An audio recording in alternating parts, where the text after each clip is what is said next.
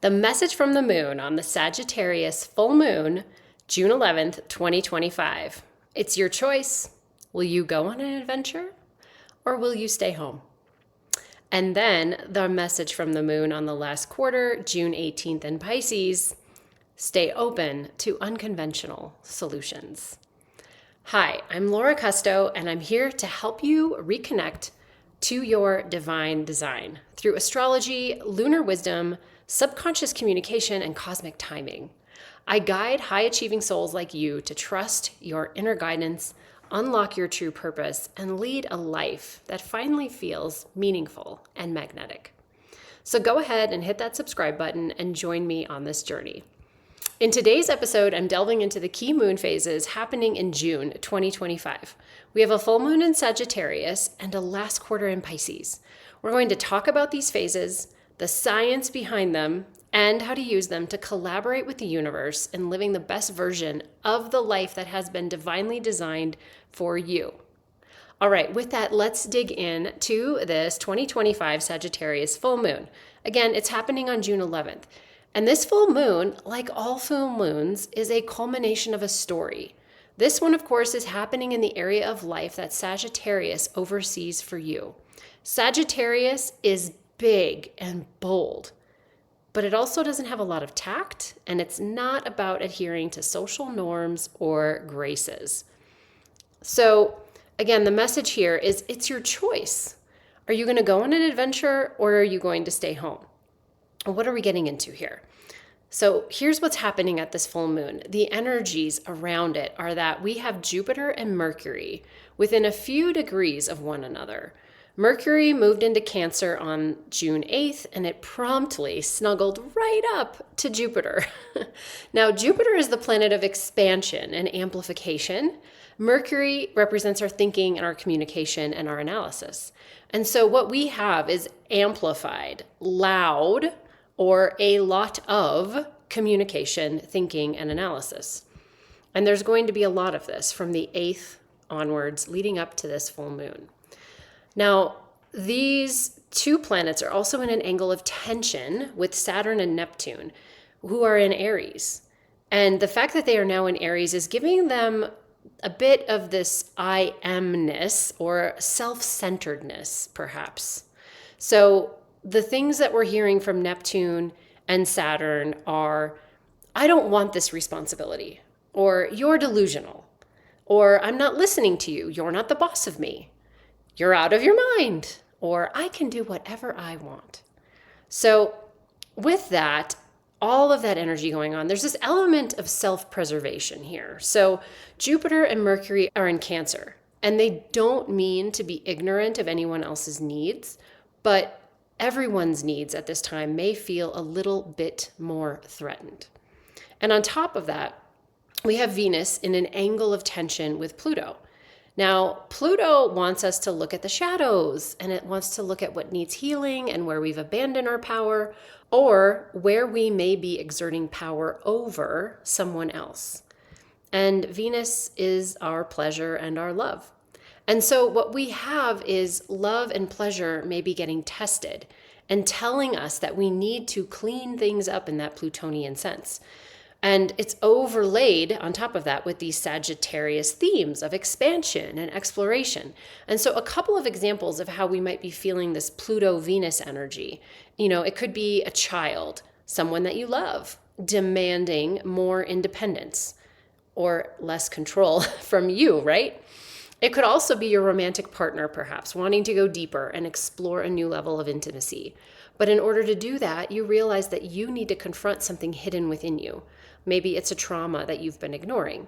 And perhaps this has been simmering for a while, but this full moon is bringing it to a culmination point, and now you have to make a choice.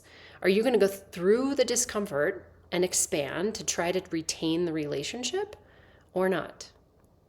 And so here at this full moon, the question that everyone always has is, what do I do? What do I do at a full moon? Well, I talk about this in all full moon videos. The full moon's call is always to be fully present and to participate in life. And I also want to mention, to add to that, you are here. You are listening to this now, and you now have this awareness. You can't unknow what you now know. So use this as wisdom as you live out these days. Be understanding and patient and compassionate with others, but especially with yourself. You're experiencing the same energies as everyone else. We're all going through this. Ram Dass, he likes to say, we're all just walking each other home. This is a great example. So trust that what bubbles up to the surface needs to bubble up and see the light of day. It needs to be seen by others. It needs to be acknowledged. It's the next page of the story of your life. So it's sort of like, oh, okay, I guess we're going to go on this adventure now. You weren't expecting that, but again, this full moon's in Sagittarius, and Sagittarius loves an adventure. But you have a choice. What will you choose? So some clues here. There's some dates that you can look back to, because all full moons have a couple of dates that they give us as clues. And these dates that I'm going to give to you here in a moment are when the new moon and the first quarter were at or near this same degree in Sagittarius as this full moon. So they're all hitting the same point in the zodiac, activating the same point in your chart. Those dates are December 12th, 2023. That would have been when you wrote intentions down or when you unconsciously told the universe what you wanted. The next date is September 11th, 2024. And that's the first quarter moon. And that's when you would have either consciously or unconsciously taken some action. You would have interacted with the external world, not just thinking in your head, but you would have done something that would have signaled to the universe that that was what you wanted. And so go ahead and look at those dates. If the truth that's being illuminated on this full moon isn't exactly clear, you can look at those dates to get more clues. And on top of that, I also want to mention that Sagittarius, as I've said before, will be activating a specific area of your life. Every zodiac sign activates an area of your life. There's 12 of them. And if you know what that is, great, hone in on that. If you don't, however, I have an offer for you, and that is Moon Chat. Moon Chat members get custom guidance 2 days before every single moon phase that tells them not just what moon phase is happening and the dates that are at play, as well as some of the color commentary I walk you through here on the video, but it tells them what area of life is being activated. And so Moon Chat is just $19 a month. You can join at any time, and I'll drop a link for that in the show notes. All right. Next, let's move on to that other moon phase happening in mid-June, and that is the last quarter happening on June 18th in Pisces. Now, the message from the moon here is to stay open to unconventional solutions. So let's get into why that is the case. Now, last quarters are when we take action to create space in our life. We examine the story that's unfolded and we consciously decide, I'm done with this. I'm going to move on. I'm going to remove this from my life, etc. Something along those lines. And when we do that, we create space for the new. Now, at this last quarter, the moon is receiving some help from the planet of unexpected surprises and unconventional thinking, and that is Uranus. Uranus is making a harmonious aspect to the moon, and that's going to help you come up with creative solutions. And it might push you outside of your normal routines or comfort zones. If you notice this happening, let it. Similar to what I said earlier about the awareness, this is an example of wisdom. You are here listening to this. You now have this wisdom. So if you find yourself listening to this within a week, either side of June 18th, 2025, listen up. You're meant to hear this, okay? Any sort of quote unquote harebrained ideas that you may be getting or you have gotten, they're meant to help you right now. Every once in a while, we're meant to step outside our normal box. And this is one of those times. Now, leading up to this last quarter, we also have Mars, the planet that guides us to taking action, which is what we do at the last quarter. We're interacting with our external world, right? We're cleaning the slate. But this planet of action is making an angle of tension with Uranus. So it's also doing a little dance with Uranus, just like the moon. But this is one of tension. And that happens on June 15th. So that day, plus or minus a few days leading up to even the 18th, this energy will still be active. But this tension energy is motivating, okay? It's helping you do what is unconventional and make a move that is, quote unquote, unexpected for you. It might be totally normal for someone else. But again, sometimes we're meant to step outside of those comfort zones. So yes, let the unconventional and the unexpected be your guide here. It's your key to finding a really great solution. And on top of that, though, think it through. Because on June 17th, Mars, who I was just talking about, like I said, it's doing that little dance with Uranus, but a couple days later after it does that little dance, it enters Virgo. Now, again, Mars, planet of aggression and action, but it's entering the sign of organization, cleanliness, and purity. And this is happening the day right before the last quarter. So you're going to have this also in play here. So whatever action that you take, unconventional or as unexpected as it may be, let it be rooted in and guided by integrity and purity of your heart. So that's the sweet spot there. So that unexpected, unconventional piece might take you out of your comfort zone. Well, it probably will actually. But then let integrity and purity of heart and what's in alignment for your highest good and the highest good of all be your guide. I find that last quarters can often have this flavor of quote unquote letting each other down or letting someone else down. But here's the thing, you're meant to clear away the old. Actually, everyone is meant to clear away the old. The old responsibility, the old expectations, the old routines. And routines are very Virgo, by the way. So if it's a routine that is unconventionally calling you to get cleared, you're in the sweet spot. But what happens when we do that is we're often met with resistance from others when we do this, which is normal, right?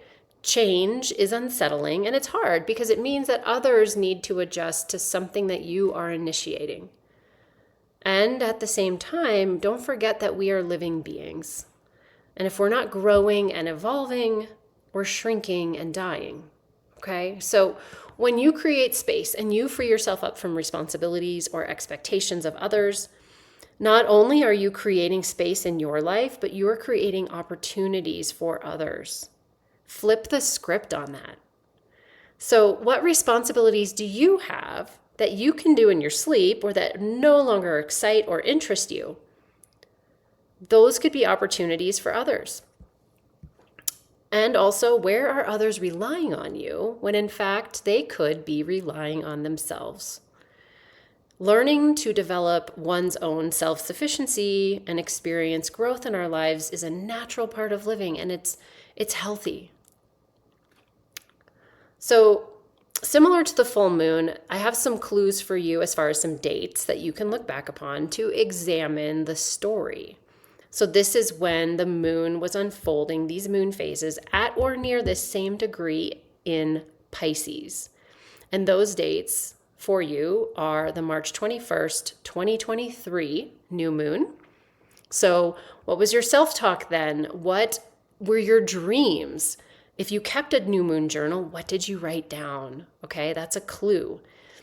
Then the first quarter would have been when you would have taken action. The first quarter that happened near the same degree in Pisces was December 19th, 2023.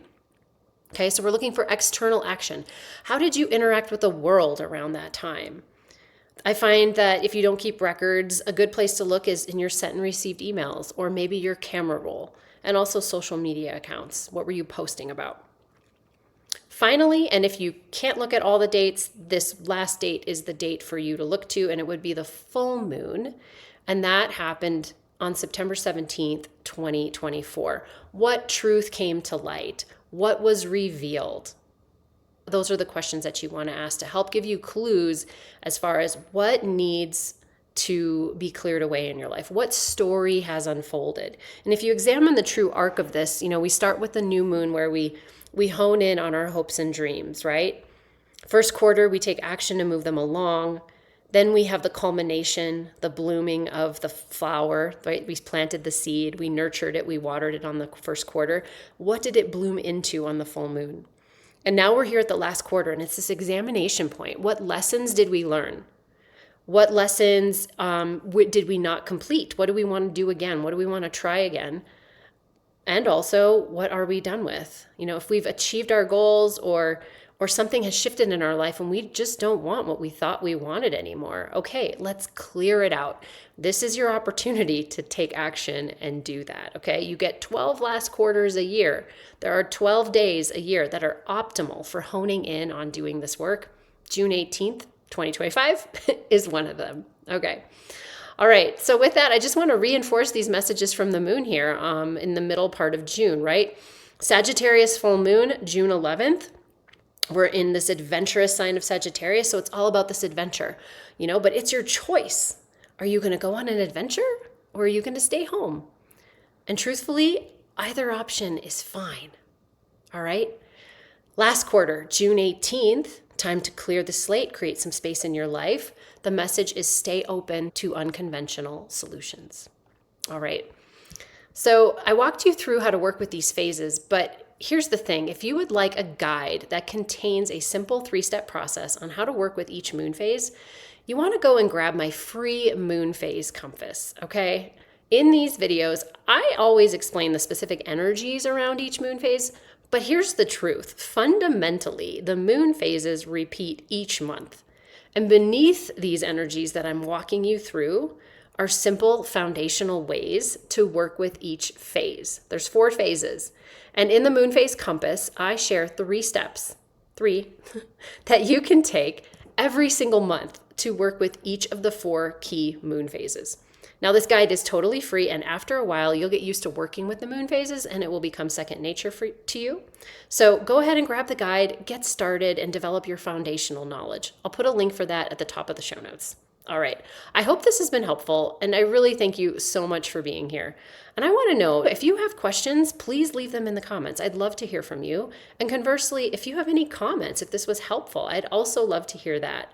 And finally, if you think someone else would benefit from this because you are, please share this with them. I would so appreciate it. With that, until next week, take care.